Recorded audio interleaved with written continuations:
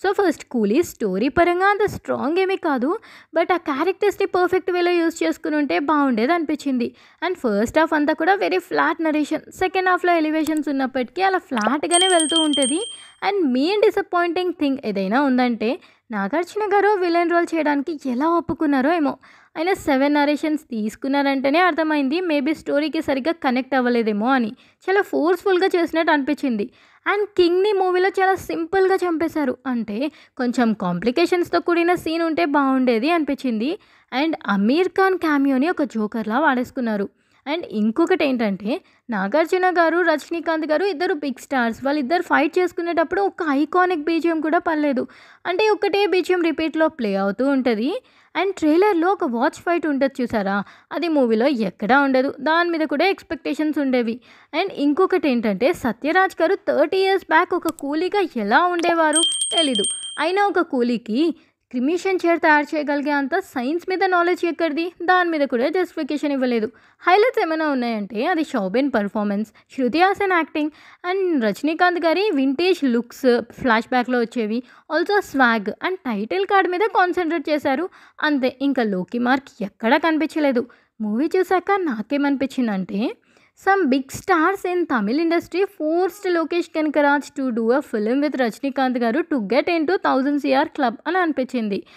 ఎలా అంటే రజనీకాంత్ గారి రోబో 2.0 723 క్రోర్స్ గ్రాస్ కలెక్ట్ చేసింది. అండ్ జైలర్ 606 కోట్ల గ్రాస్ కలెక్ట్ చేసింది. సో రెండు టాప్ ప్లేసెస్‌లో ఉన్నాయి. ఈసారి 1000 సీఆర్‌కి దగ్గరగా ఉన్న ఆ టాప్ హీరోతో చేస్తే తమిళ్‌కి పక్కా 1000 సీఆర్ వస్తది అని అనుకున్నారు. బట్ అన్‌ఫార్చునేట్‌లీ ఇప్పుడు 500 సీఆర్ వస్తే చాలు అనే సిట్యుయేషన్‌లో ఉంది కూలీ. అండ్ 8 డేస్ కలెక్షన్స్ ఒకసారి చూస్తే ఓవర్సీస్‌లో 165 క్రోర్స్ గ్రాస్ కలెక్ట్ చేసి బ్రేక్ ఈవెన్ మార్క్‌ని టచ్ చేసింది. అండ్ తెలుగు స్టేట్స్, కేరళ, నార్త్‌లో బ్రేక్ ఈవెన్ మార్క్‌కి దగ్గరలో ఉంది. అలా టోటల్ వరల్డ్ వైడ్‌గా 8 డేస్‌కి 442 కోట్ల గ్రాస్, 223 కోట్ల షేర్ కలెక్షన్స్‌తో ఉంది కూలీ. వరల్డ్ వైడ్‌గా 307 కోట్ల బ్రేక్ ఈవెన్ టార్గెట్‌తో ఎంటర్ అయిన కూలీ ఇంకో 85 క్రోర్స్ షేర్ కలెక్ట్ చేస్తే హిట్ లిస్ట్‌లోకి వెళ్ళిపోతుంది. సో మరి లాంగ్ రన్‌లో ఏం జరుగుతుందో అనేది చూడాలి. ఈసారి యంగ్ టైగర్ 2 కాలర్స్ ఎత్తేసరికి ఎక్కలేని హైప్ అంతా వచ్చేసింది. బట్ రిలీజ్ తర్వాత వార్ 2లో ఉన్న ఇల్లాజికల్ షాట్స్‌తో అండ్ ఆల్సో ఆ బోరింగ్ స్క్రిప్ట్‌తో పిచ్చి బోర్ కొట్టించేశారు డైరెక్టర్ అయాన్ ముఖర్జీ. అండ్ సలాం అనాలి సాంగ్ ప్రోమో రిలీజ్ అయినప్పుడు నాకు ఆ లైన్ నచ్చింది. బట్ ఫుల్ సాంగ్ మాత్రం ఒక్కసారి వినొచ్చు అంతే.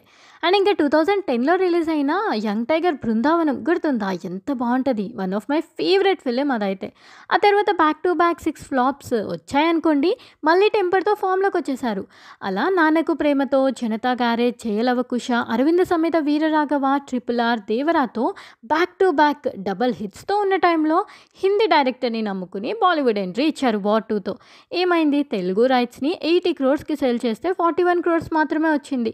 యష్‌రాజ్ ఫిల్మ్స్ వాళ్ళు 22 క్రోర్స్ తిరిగి ఇచ్చేస్తున్నారు అని టాక్ వచ్చినప్పటికీ ప్రొడ్యూసర్కి మాత్రం 15 క్రోర్స్ లాసే మిగులుతుంది కదా. అండ్ వరల్డ్ వైడ్గా థియేట్రికల్ రైట్స్ని 340 కోట్లకు సేల్ చేస్తే 155 కోట్లు మాత్రమే వచ్చింది. సో అలా వార్ 2 ఫ్లాప్ అయి కూర్చుంది. ఈ ఫ్లాప్ చాలదన్నట్టు మళ్ళీ ఆ డైరెక్టర్ అయాన్ ముఖర్జీ డైరెక్షన్లో వస్తున్న ధూమ్ 4లో ఒక పోలీస్ ఆఫీసర్ రోల్ కోసం యంగ్ టైగర్నే అప్రోచ్ అవుతున్నారని న్యూస్. అయినా కాదంటే ఇంకో టాలీవుడ్ హీరోని తీసుకుంటారంట. బాలీవుడ్ ఇంట్రెస్ట్ కాదు కానీ తొందరగా ప్రశాంత్ నీల్ డైరెక్షన్లో వస్తున్న డ్రాగన్ షూట్ త్వరగా ఫినిష్ చేసేసి బొమ్మను దించేయండి. ఏమంటారు? ఇంత ఫ్లాప్ తర్వాత స్ట్రాంగ్ కంబ్యాక్ కావాల్సిందే కదా మరి. సో ఇదన్నమాట ఇవాల్టి వీడియో. ఈ వీడియో నచ్చితే please do like and share, subscribe.